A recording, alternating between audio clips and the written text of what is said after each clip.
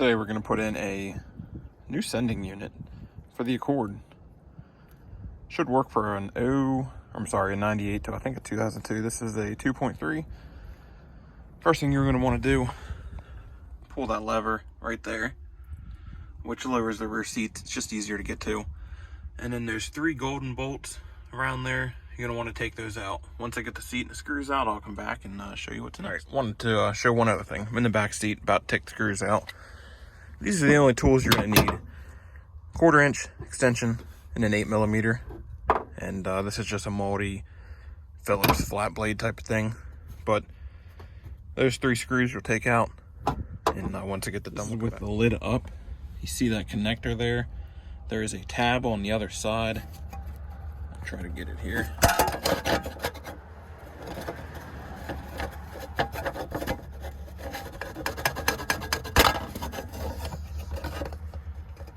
Right there's the tab.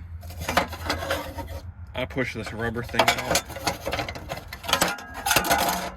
Then the harness is free. You can get rid of this noisy trash. So what you're going to do next, for each of the fuel lines, this one has the 2 white tabs. This one has the 2 green tabs. Basically, you're going to pinch right here. Well, you need 2 hands, but push in, the other hand pinch, and then pull the fuel line. I don't think I got it. Oh yeah, I did. Now it might leak a little bit of fuel from the pressure, but no big deal. Do the same to the other side. This one I will need 2 hands, so I'll come back. Once you get the 2 fuel lines disconnected, there are, I believe, 7 8mm that actually hold it in. There's one that holds this extra line to the side, and then there's this plastic clip here. This just pops off. You can pull it up, kind of push it to the side so it's out of the way. But let me get those bolts out and then we'll go to the next step. All right, once you get all the screws out, like before, push that one back. You can take this and push back a little bit. So, that out of the way. Should be free to pick up and pull out. What you'll have to do is kind of hold this out of the way, hold this out of the way while you pull this whole unit up. But it's that simple. Once I get it out, I'll show you what it looks like and we'll replace the sending unit. Here's the simple part. So this connector, you want to unplug. Goes into there. And this, all you got to do is push down, pops it out, and then kind of wiggle it around to find the right spot. And there, it's off. We'll take the new one. You see those 2 tabs there? They line up with those holes there. So we'll just pop that in. Maybe slide it up. There, it's locked into place. We'll take the electrical plug, plug it right into there. And literally you're done. Just do the whole job backwards. All right, so it's set back in there. There's no real alignment dowels. If I had some better light, I'd show you. But basically, remember where you unscrewed this from here. It's the only hole in here that has threads. So you can kind of use it to line everything back up. But also your fuel lines are pre-bent, so you kind of know where they go. Also, like this one, this plastic clip does move. You can turn it. So you need it to line up with those slots right there, and then you see the one back here. So just make sure when you're pushing that on, you got it turned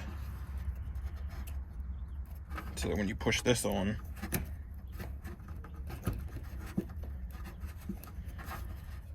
maybe if I can get it, there, clicks into place. And then just make sure they're both pressed out, clipped into place. Same with this one. Put all your bolts back in. Put the bolt back in for that. And then that white one, there's a little nub down here. If you can see it, that's where that goes back in.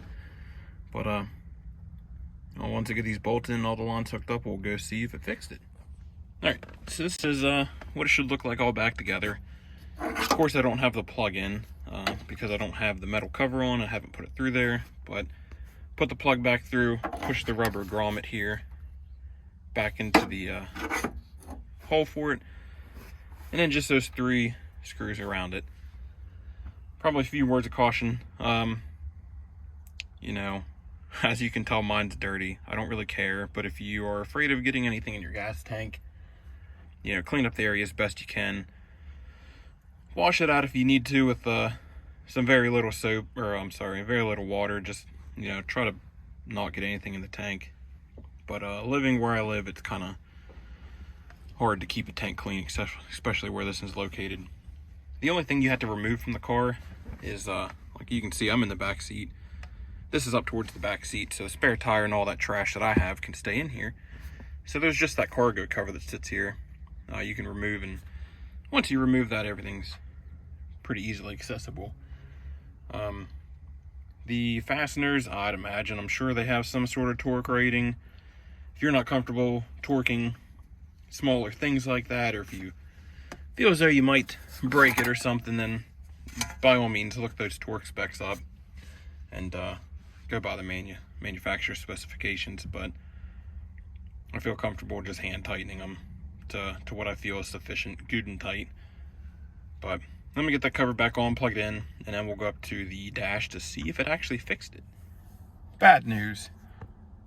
Didn't fix it, as you can see. So,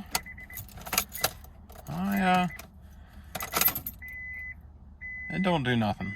I mean, I know these things take an eternity whenever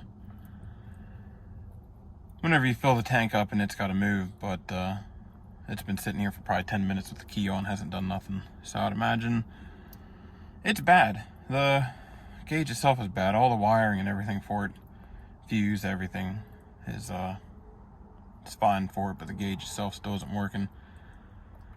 So I guess if I feel like it, I'll start looking for another cluster. You know, I mean, as you can tell, this thing has very low mileage, so kind of debating on if it's even worth it or not. Probably isn't, but until next time, we'll see if I get a cluster and fix it that way. Peace out.